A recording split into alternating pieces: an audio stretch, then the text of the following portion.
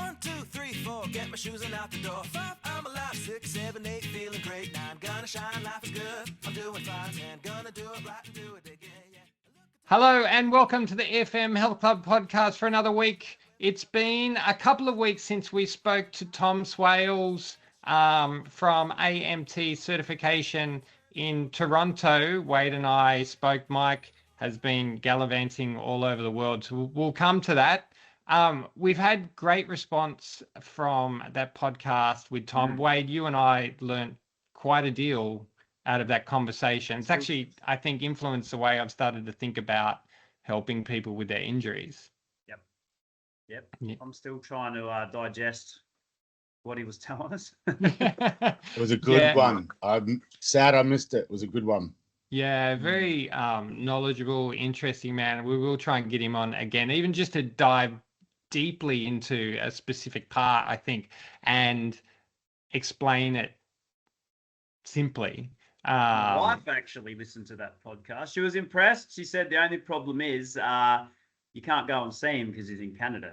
He's in Canada. Yeah. Yes, it's a long way. Yeah, from us in Sydney and Adelaide. But anyway, as always, the three of us are back.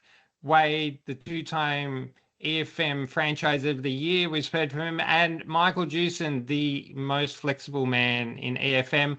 Michael, you are coming from location Tokyo, Japan. Hello, Konnichiwa. everybody. How are you? Ohayo gozaimasu. Sorry? Yes. So I am here over in Japan in Tokyo at the moment. I've spent 7 days here so far, and I've got another 7 days to go. Very interesting place. Loving it at the moment. Yeah. So you've gone over there purely for gym research, haven't you? Not holiday. Yeah, absolutely. Yep. Yes, gym and fitness research. So as much as I'm interested in your holiday, and I'm sure everyone else wants to watch the slideshow, let's dive in. So what we thought we'd do today is you've been kind of very slowly researching some of the fitness trends in Japan in amongst your holiday over there. I thought it'd be great to discuss what Japan does a little differently to Australia. We have different kind of priorities, different contexts of the way we exercise, and then we'll expand it to different areas of the world. I'm very sorry if we generalize. I'll be very prone to it. And if we offend anybody by calling out someone's exercise regime, so be warned, but we won't be doing that.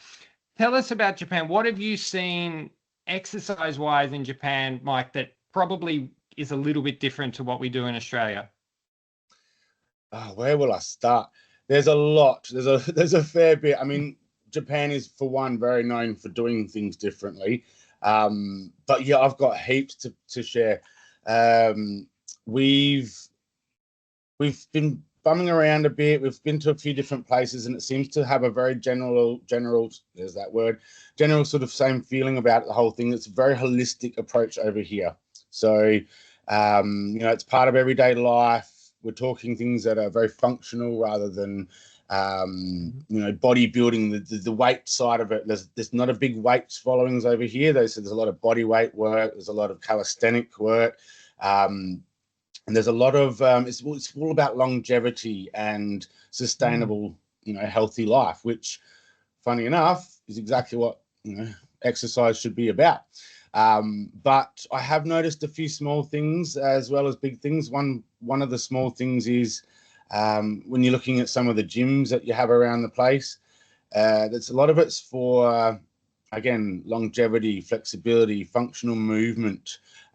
There is a bit of a trend coming through lately that I've been speaking to a few people about with body weight exercises. So a lot of people used to do that big time. They're still doing that, but they're starting to change that and bring it into more of your pin loaded and your actual resistance work. Now, to say that is really great, but a lot of it over here is not for bodybuilding. It is for aesthetics. That is one of the number one thing that has been brought up for me is aesthetics. People want to look good. There's a big culture over here for that. But a lot of it also, has been just, it still comes back to that it's holistic. It's a lifestyle. It's something that you want to maintain, and something that you're doing for the right reasons. Maybe aesthetics isn't the right reasons, but for them it is.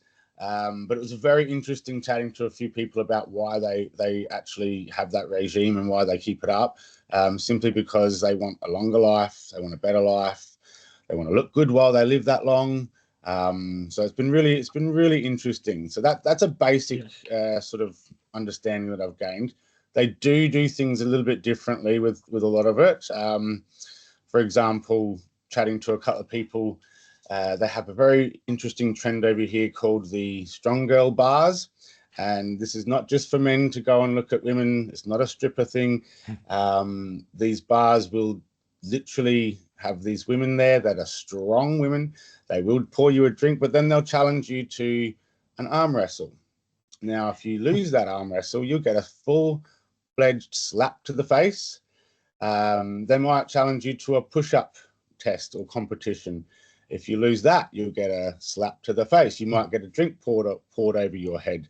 It's all in fun, and it's all consensual, and it's quite entertaining. But it is a very different trend I've never seen anywhere else in the world. How did you go? Did you win the arm wrestle? I actually have not ventured in yet. I do say yet. 7 more and it days. is, just to clarify, it is male and female friendly. So a lot of couples will go there just for the spectacle and the fun of it. Apparently, that's actually quite high on the list for female travelers over here to come and experience that type of thing. But yeah, different, very different. Yeah. I mean, just one that popped into my head. I hope I got this right, but isn't there a theory, I'm hoping that you guys have heard this one, that the Japanese say that you're born with a certain number of heartbeats? And I don't know if you've heard this, and there's a joke that some people use, and I'd be surprised if you haven't heard this, and some people make a joke of like, I don't want to exercise because I don't want to waste my heartbeats. So have you heard that one before? no. I have. You have. I'm glad. All right. Yep. I thought it might have been a dream. Yeah. So Yep. I got a calculator out a long time ago before AI, so I had to work a bit harder on the calculator, and I worked it out. All right. So I don't think this argument holds water, because if you're fitter, you actually have a lower resting heart rate. I'm not going off on a tangent here, am I? Is this okay? So if your resting heart rate, if you don't train, your resting heart rate is going to be around about 72 beats per minute. Okay. If you do a good, strong session, get your heart rate up a few times a week, your resting heart rate is probably going to be more like 60. So when you do the maths, you actually, for the people that keep using this excuse, you actually have less heartbeats overall if you're fit. So there you go.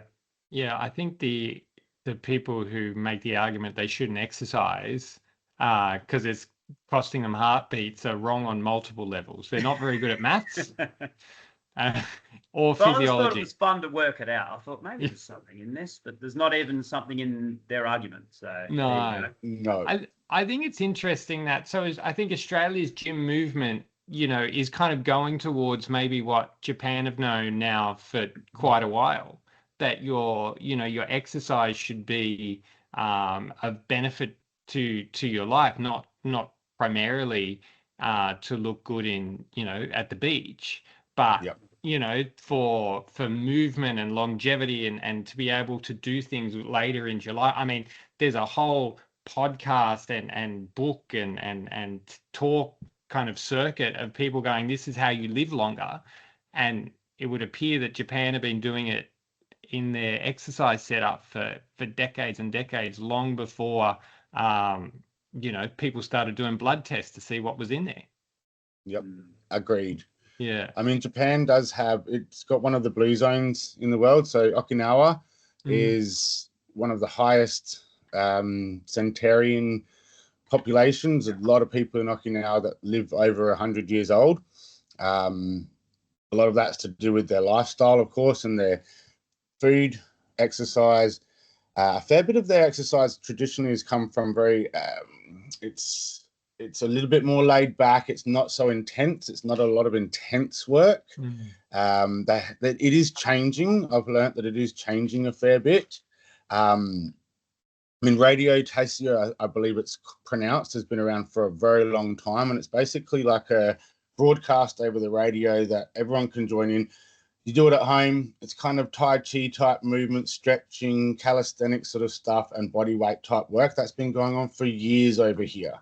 And you know, it's a free broadcast that goes over the radio, that it's promoted, it's pushed, and it's utilized. People do it, and that's a great thing. It's kind of, I guess, think of your Oz fit type thing they used to have on the what was it called? Yeah, aerobics Oz style type sort of situation, but you know, over the radio, and it's utilized. It's really great thing. Yeah, isn't that amazing to have like a cultural thing? Like everyone's going to exercise now. Let's stop school, work. We'll just do half an hour. Everybody around the country can stop if it was broadcast on radio. So no, and it's probably why. I mean, their gym membership rates, looking at statistics, is pretty low. It's only kind of 4 or 5% of their entire population join a gym, and that might be. There are reasons, I think, when you look, and Wade, I know you've got a bunch of stats.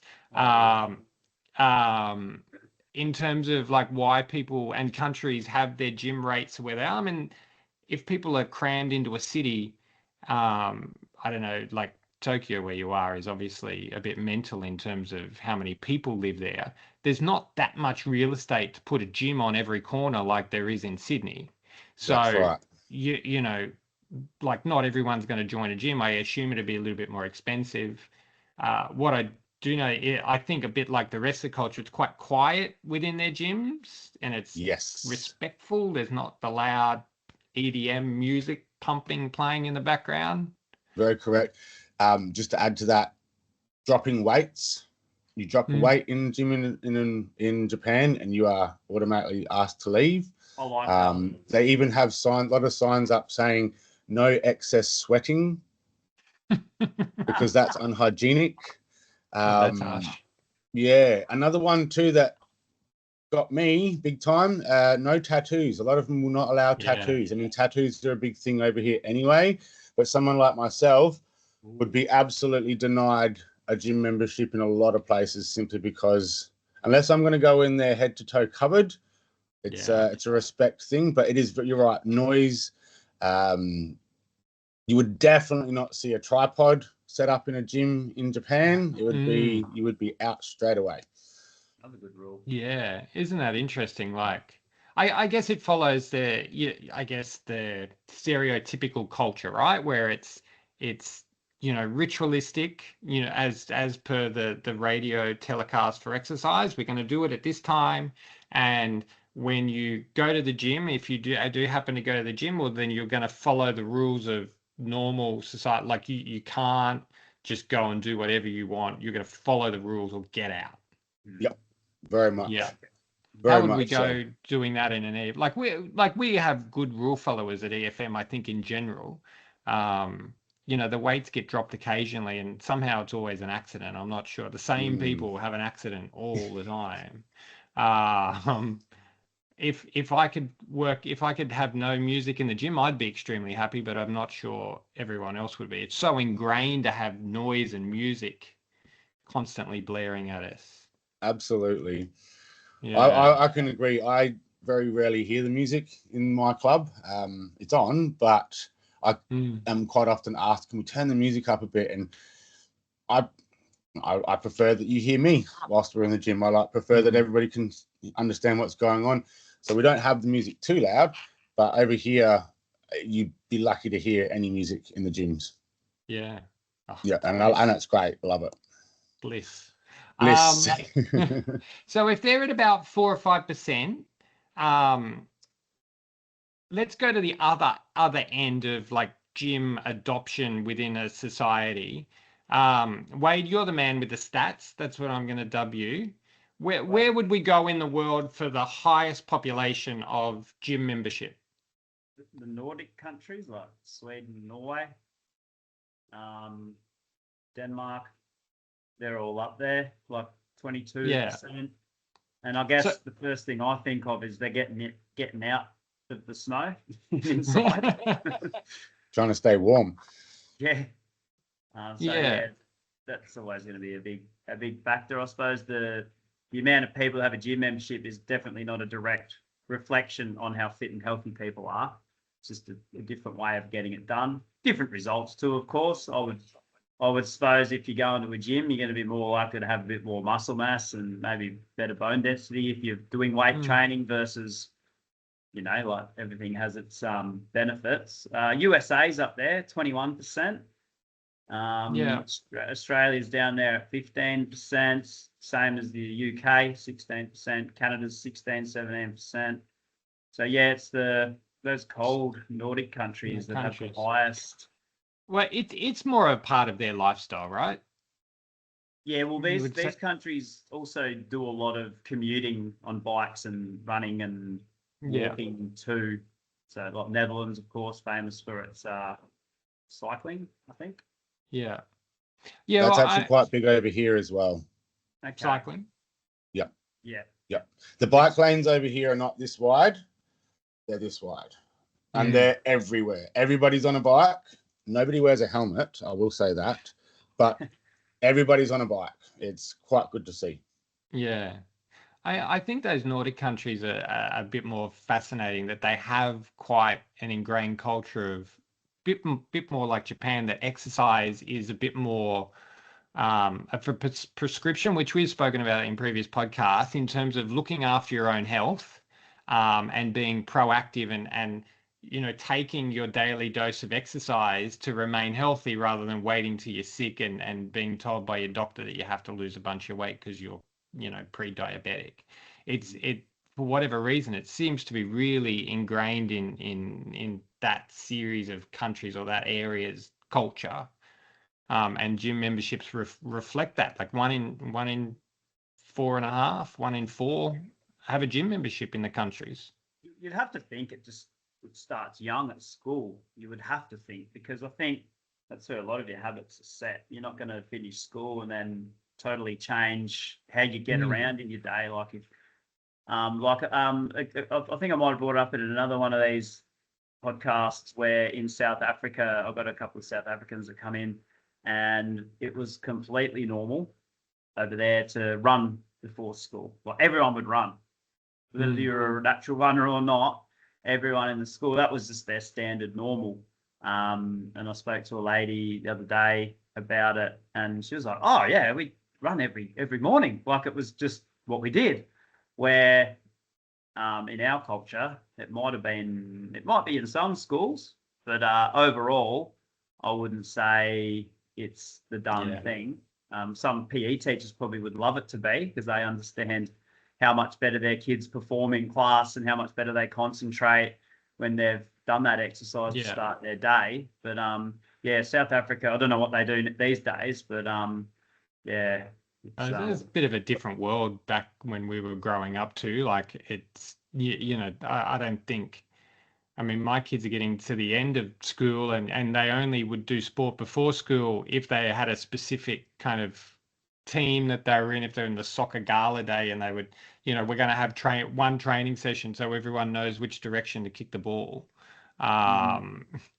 Like there's no scheduled training anymore. There's no scheduled fitness. Did you guys do that when you were at school? Because we did. I remember in my early days, we would have 5 or 10 minutes before school started where we would all have to do something. Did you guys do that? I think I must be getting too old, but I think I remember lining up at the playground and did like an obstacle course to start a morning, and I just really can't remember. Like I don't remember it being like the done thing. It's a done thing when you don't think about it. It's just what everyone does. Like I don't remember it being like that. I remember the PE. I was a cross country runner, and I didn't like it, but I suppose I was okay at it. He made me do it, and at the time I didn't like it, but I think I was sort of grateful that he made me do it, because I knew how good it was for me in the end. But and then I think my kids are little, they're starting school, and again, we have basketball training on Monday morning, and that's just for the kids that play basketball. There's no standard everyone, and it's sort of like you're left behind, I guess, if you don't play sport. Like you're not. Yeah. And I guess you get older, and then you can choose your classes, and you might choose PE. And if you don't choose PE, there's another opportunity to sit still and not move at all. So Yep. yeah, I'd love to see it implemented and not make it competition based. Just make it simple movement. Try and make it enjoyable. Maybe have games, like fun games. But, Well, and it's probably more likely being married to a school teacher knowing that the curriculum's so stuffed full of things they can't, say let's spend half an hour exercising because it's better for the way these kids are going to think. It's more we've got so much crap to do that that there's just no time, particularly high school. Like kids start resisting. I mean, teachers have got that much like load on them to try and fit in everything that they need to teach the kids and have them compliant. It's probably a bit too much, but I guess the other thing I was going to say about their Scandinavian countries, their gyms generally primarily have saunas installed. It's just par for the course. From research, I went there 20 years ago. But yeah, saunas are a massive part. I think they're starting to filter into Australia, like recovery style, like assets within a gym. Yeah. Yeah. God, I would have loved a sauna at my school when I was a kid. That would have been great. I guess in our culture, everyone's so busy and trying to pack so much into their day, probably like the school curriculum. People are probably just trying to put their time into the most beneficial bang for your buck time stuff. And personally, I wouldn't really hold that high on the list of jumping in a sauna. It'd be like lift heavy weights, go fast on the cardio machines, get it done, get on to the next thing. So I guess that's what probably shapes fitness culture a bit too. But I think the idea of the sauna is that, you spend 15 minutes in the sauna and then recover so much better. And then, even so there are places in Sydney, they're popping up all over the sauna ice bath thing. They're hideously expensive and trendy, which I run the opposite direction from trendy stuff. I think that setup is supposed to make recovery, I don't have the statistics on me, but so much better so that tomorrow you go back, can lift heavy again, and off you go. Have you tried Absolutely. it? Do you believe it? I don't believe it, but maybe there is some truth in it. Well, you think about all of the AFL players. That's literally what they'll do to get the recovery happening a lot better. I do love a sauna, and I do love an ice bath. It makes me feel better. I can't say for everybody, but it could just be a part of the brain saying, yeah, you've ticked the box. But I do enjoy that side of it as well. Do you think it reduces your DOMs and you can get back into a weight session earlier? I reckon it does. I mean, we spoke before about DOMs and having more circulation and movement. I mean, having a good stretch after a weight session. Those things are all ticked by those two functions, right? Yes. Heat up, cool down. Promotes a lot of blood flow, better recovery for the muscle. Yep. And what I like when you look back, when even in the 80s, an AFL team, a rugby league team, soccer team, after a big game, and they're showing them on the news on Monday morning, they're all walking into the surf, freezing cold, right? They're all trying to get in there, and all of them are hating, these big blokes, all hating going into the surf. They were doing that back in the 80s. Now they're just like jumping in ice baths and stuff. So the theory must, if they're still doing it all the way, like with all the modern science, if the idea is to get in an ice bath now, and if there's like 40 years down the track, there's got to be something in it, because modern science want to remove everything that happened in the 80s, because they would train and tackle and whatever, and they'd always be injured. If they're doing it now, I reckon it's always held true. I won't do it, but I reckon it's true. It could be more for the bruising.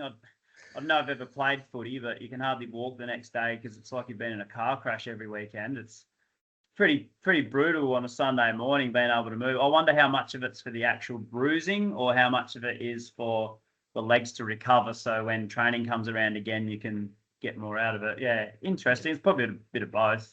But as you say, they're still doing it.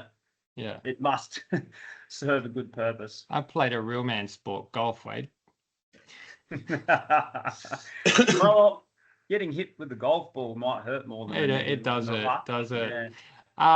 So yeah, I find that interesting, and I think a bit like Japan to the Scandinavians, they strength train for longevity rather than, that's what all the research says. They're in it for their future, not for, Not their so present. much for now. Yeah. Weight training over here is not not everybody, obviously, but it's, again, a lot more aesthetics. It's to look good. It's to feel good. It's to extend life, to be more functional through life, to be stronger through life. So I asked one of the guys that I was talking to, what's your typical regime for the week? And he'll say 3 days a week, 1 day cardio, 2 days of weight training. But then every single day, without question, there's walking. They do there's a big thing over here, the Japanese walking trend. It's been going around for a long time too. 3 minutes of intense walking, 3 minutes of very slow for 30 minutes. They do that every day, no matter what. That's actually not even put into their regime. That's just their normal day, everyday life. But one of the guys said to me, a couple of days or 3 days a week. They're not excessively lifting weights to the point where they can't move the next day. It's more about that functional and that longevity, and again, a lot of them said, I just want to look good naked. So that was the other side of it I've heard. Yeah. Well, I mean, let's go to the other end of the spectrum, the US, right? And I think it's interesting, and I've heard in different podcasts and different things I listen to, the trend that they're going towards, particularly I guess the more wealthy, is that their gym is becoming almost like the golf club used to be. They'll go to the gym on the weekend, and that might be the place you go for dinner or to relax by the pool on the weekends when you're not working out. We're EFM Health Clubs, their whole club culture is kind of merging with their gym setup, which I find really interesting. It's a little bit elitist. I don't know if it's coming to Australia, but that seems to be what they're doing. Like a gym? Almost, yeah. Yeah, they're very expensive. 100, actually more than that. It's kind of around the $100 a week, $150 a week. But you've got your gym, you've got your sauna, you've got your spa, you've got your pool. There's the restaurant there. You've got dry cleaning. You've got everything there. You're in your resort. So on the weekends, exactly. It's when like the attraction. It's like you're sort of always on holidays. You go to work, and then you're on holidays. You go to work, you're on holidays. But then when you go on holidays, I don't know, like you've just been doing it. Like wouldn't that take away from your holiday? Well, they only get 2 weeks holidays. They only roughly get 2 weeks holiday a year. We're like 4 or 5. So yeah, maybe So it's kind of becoming and I guess this is high end. I'm sure within America there's a lot of $2 and $3 and $5 a week gym memberships, because if they've got 21% membership at gyms across 290 million people, that's what is that? Like that's I'll do the maths while you guys are talking. It's like that's 60 odd shrinking over there. So 60 odd million people attend a gym or are members of a gym. But yet their obesity rate is one of the highest in the world. Well, it's probably closer to 50% or something, isn't it? Yeah. Overweight or obese, I think. Overweight or obese, or something. So it seems to be having the two classes of people, the people that kind of recognize, and almost like if you're going to a gym resort, you're making that fitness and the gym part of your lifestyle. Yeah, it would help. Yeah. I don't know if that's coming to Australia. I think in Australia we fit roughly in the middle, right? Yeah. We do it as a bit of a compliment. We do it we've got all these other outside activities. We have the best like weather in the world. I don't know, maybe in Sydney and Adelaide, maybe not so much. The sun's always shining. There's multiple golf courses. There's bikes. There's, trails to hit. You can go running, walking, join a soccer team, a basketball. Like there's so many options that gym membership, I don't think is an absolute crucial part of everybody's life. I guess Scandinavia, if it snows for 6 months of the year and you can't go out, like the gym's the only place you're exercising. Yeah. Even the culture within a city, like just observing our neighbourhood here in the eastern suburbs, you get a few people walking around and jogging around, but if you go to Glenelg, there's people everywhere. And I've noticed that going to Perth. It's probably a younger population, but there seems to be a hell of a lot more people there exercising in Perth, and they look like the sort of people that also go to a gym when they've got their singlet on. You can generally tell. And going up to Queensland as well, there's a hell of a fitness culture up there, and I think what really helps up there is how light it gets early. Up there. Like it must be so easy to go to the gym at 6 a.m. up there. It's been light for an hour. So here in the depths of winter, it's getting light after 7. So there's all these factors. Factors. And so like in Japan, Mike, if we go back there, like the obesity rate, I just mentioned it in America, like 40%. It's pretty low. Like just walking around, is there any noticeable difference between what's Japanese and because if they're doing 30 minutes of walking in essentially a HIIT program every day, that's fantastic for weight loss and maintenance. I must say I haven't noticed the consistency of it. God, that's right. And that was actually something that word itself pops up so much in a lot of the things I've read. It's consistency. I'll just check my notes here. Consistency, longevity is the big thing. We want to make sure we're doing it every day until it's ingrained. And I think, as you said, Wade, earlier, a lot of it's done from when they're young, which is great. And so I will say I haven't really noticed a huge amount of, say, overweight in general public, unless it's on purpose. And that's where things like your sumo sort of style sport comes into it. A lot of those guys are praised and pride to be a bigger sumo, and it's obviously going to help with the sport that you're playing. So it's kind of more deliberate, which whether or not that's good or bad, it is what it is. But I can't generally say. I've seen most people around here looking pretty fit and pretty healthy, and you see it again. They're walking to work, they're riding to work. The general fact, the Japanese walking that they do every day, the food they eat, all comes down to why a lot of them live to over 100. The food would be pretty clean in general. Like, is there much in the way of fast food restaurants? Well, I've been 3 cities over here now. I've seen 2 or 3, maybe. McDonald's, KFCs, or anything like that. They're here. They're absolutely here, but they're tucked away. You're going to see the ratio of something like that of our fast food and their fast food, which is popping into a tiny little hole in the wall that has ramen or some sort of sashimi or sushi, or even the okonomiyakis, which is very hard to say, but delicious food, but it's really simple, really clean. There is a big stigma that, rice is everything over here. And there is, but it's not, you don't get it with everything. You're generally going to ask for that extra on the side. So, and it's in small portion sizes of rice as well? Yep. So there's none of this mound of rice. It's a small portion to the side. I mean, I dug this anyway because having worked in kitchens, rice is a huge flavor stealer. So as soon as you make a beautiful curry or something like that and you chuck a whole heap of rice into it, you've lost half your flavor. They will add a bit of rice to whatever they're eating and have it that way. So is it always white rice? Or is it yes, I've not seen any brown rice here so far. I'm sure it's here, but it's always white, but smaller portions. Yeah. So and a lot of that is just simply to maintain energy levels. I mean, that's what that's going to do for you if it's done properly. Well, it's probably their carbohydrate intake is probably going to be more likely rice than sugary bread, or Yep. Yeah. Sugary bread, all I've seen, the only place we've seen that is at your buffet breakfast at your hotels. They'll have 10 different types of bread, and there's usually a big pile of it sitting there. And if you have a look around, it's usually your foreigners that are eating that. And it's a Western-owned establishment. Hotel chain.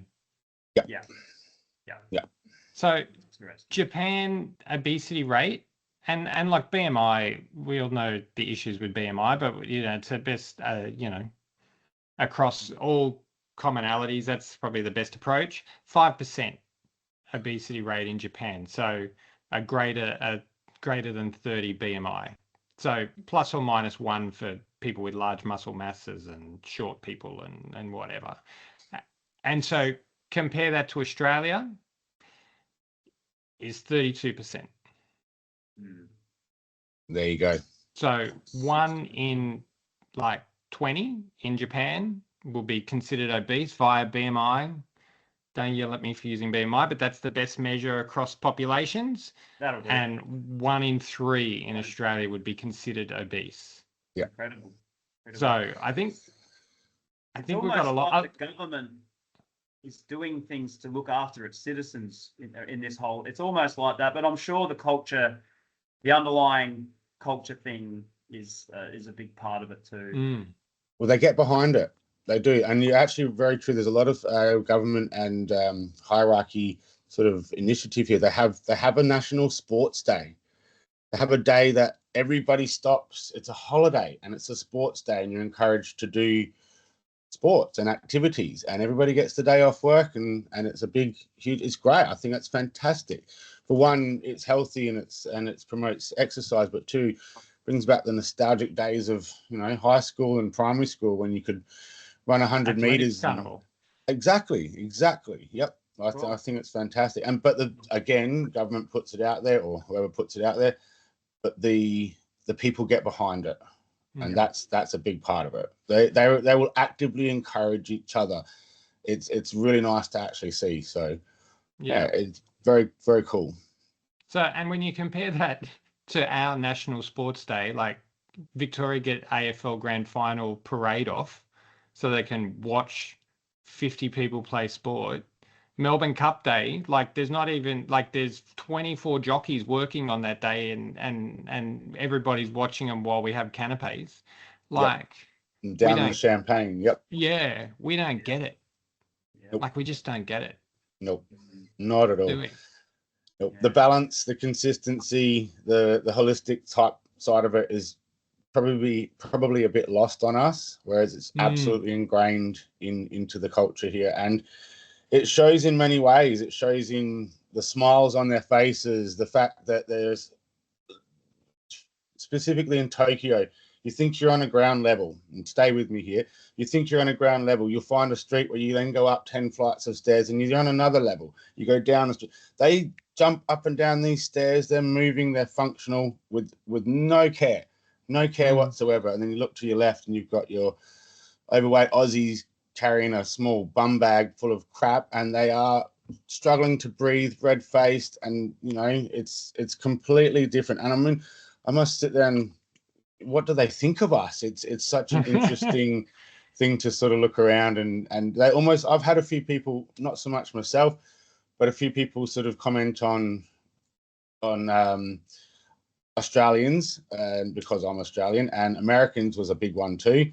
And the simple fact that we kind of don't get it. They won't just come up and tell you this. You have to get it out of them because they're a very polite country. But once you get into that conversation, they kind of just do this face where it's like, well, it's pretty simple, guys, like sort it out. And it should be a lot simpler, but we just seem to not get it. I kind of wanted to go around the world a little bit, but I think we can, like looking at Japan specifically and having that holistic approach, maybe, I mean, we see it in our gyms, the younger population, the guys in their 20s now looking for a little bit more of a balanced approach to exercise. I kind of feel like it's coming, but it's probably a few decades off, isn't it? I'd say, yeah. I think we've led a little bit more of that. There's been a big pressure on females over the many years to look a certain way. Probably the boys have been given a free pass. I mean, we don't have to look a certain way, but if you're healthy and you live that balanced lifestyle, you're going to look a certain way. And I think a lot of the younger blokes out there now are starting to really catch on to that. You're not going to go out there and find that hot chick if you're a fat, lazy, overweight male. It's just, it's genuine. I mean, I'm not saying that's always the case, but it's moving in that direction. Probably needs to move a bit faster, but when I have a few younger people come into my gym now, it isn't always I want to get fit, because I want to do this, that, and the other. It's usually because I want to look good in the mirror. Yeah. Well, Hopefully conversations like this people listen to might trigger some conversations with partners and parents and whatever around, just getting active and feeling and being healthier. And I think we've had this conversation about governments getting involved. Like imagine if kids stopped at 11 o'clock every morning and did 20 minutes of exercise at their desk. Like a lot of them, especially high schoolers, I mean, they'd sit there and begrudgingly do it. But it can happen. If it happens early on. If it happens early on, that's the key. Just with the kids, my kids growing up in the gym here, they're going to be so much more likely to take up a sport or do some form of exercise because they're growing up not knowing anything else. All these adults come in, as far as they know, all the adults they know in the world exercise. But they wouldn't question it. Like Easton and I ran our first 2K park run on the weekend. He didn't really know how to approach it. He sprinted the first little lap the oval and said, "Oh, can we stop now?" I said, "Mate, no." I was trying to tell him to slow down. But by the time he got to the end, he just wanted to keep running. And it's fantastic. And he's my 8-year-old, my 6-year-old is pretty keen to join as well soon. And I don't think it'll be long at all before we'll be able to try the 5K. And it's just I just feel like in our culture, it's like the extremes are just moving further and further apart. As in the convenience of just being able to lay on your couch, order Uber Eats, just can watch millions of hours of worth of TV shows. Like if you lived 10 lifetimes, you could never watch everything that's on TV. And you can have food within minutes, and some people just can everything. You got vacuum robots to clean your house, and it's only going to get worse with, robots cleaning up your house in the future. And oh my God. And then you've got the other extreme where people want to live forever, and there's all this research, like the extremes just seem to be getting further and further apart. And I get so frustrated the government's not leading the charge on. But at least looking at the middle. Just look at the middle. At least look at the middle. Everyone doesn't have to be the extreme. Hell no, but not many people are going to be the extreme. Most of us fall into the middle. To the middle. Yeah, and it seems like the Japanese culture, Japanese government are looking at that middle. Like we're all going to do this. If you want to be extreme in one end, you go and do your thing. If you get left behind, I guess that would have. I'm not sure about their welfare or whatever, but we're going to look at the massive chunk in the middle, and everyone's going to do this as a baseline. Yeah, just set them up for success. Not everyone's going to succeed, but a hell of a lot more will if you're setting them up. Yeah. One thing I would say is those that maybe do fall behind, the first person to pull them up will be a loved one, a friend, family member. They look after each other. It is a culture here. So I've seen families. I've seen the one child that's running circles around the whole family, and then the one child that's sitting on his phone. And it'll be actively encouraged to get the phone away or get the children playing again, doing it together. It's not just, there's not separated so much. I mean, I don't have kids, I can't say this, but one thing you hear, I've got the one who's crazy and energetic, and I've got the one who's just not interested. He'll be intellectual. It doesn't matter if you're intellectual, if you're not. They encourage each other to keep moving, keep it consistent, and have fun with it, make it everyday life. So I feel like a lot of the time, they don't even let it get too far. Or that's what I'm seeing, let it get too far before somebody that cares about them is pulling them up and saying, you know what, you need to do this. And it's not just because of A, B, and C. It's because of A, B, C, D. There's so many reasons for it, and it's explained well. They talk about it, and that's the biggest thing. They talk about it. It's communicated. It's not just shunned away. You're not going to get. I don't feel too many would be left behind too easily. I mean, you're going to have to be pretty stubborn to ignore a lot of the signs and a lot of the promotion and the way it's pushed over here, is what I sort of mean. You become what you're surrounded by, don't you? Really. Yeah. Well, and let's hope we get more surrounded by, groups and community groups and gyms and pushing this, overall healthy lifestyle and even it's peer pressure. Like peer pressure is looked at as a negative thing, but I think this type of peer pressure is a good thing. It's like that PE teacher that went and found me in lunchtime and said, "Why aren't you at cross country training?" Oh, damn it. All right. And then in the end, I thanked him for it. Yeah. Agreed. Yeah. Well, I'm glad you traveled to Japan, Mike, on holidays. It gave us good conversation. Yeah. I'd prefer to be on holidays, but someone's got to stay and work. Keep the country alive. I've been doing a little bit of it background, but I have enjoyed it. It's been a great, fun experience. We've got a little bit more to do, but it's been great to see how the other side live. Yeah.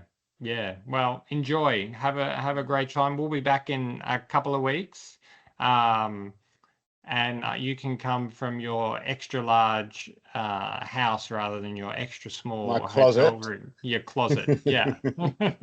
All right, that'll do us for now. Follow the podcast on Instagram at the EFM Health Club Podcast. Wade at EFM McGill, Mike EFM Underdale, and myself EFM Westmead. That'll do us. We'll catch you next week. Michael. Thank you, guys. Thanks you, everybody. We'll see you back in Australia soon.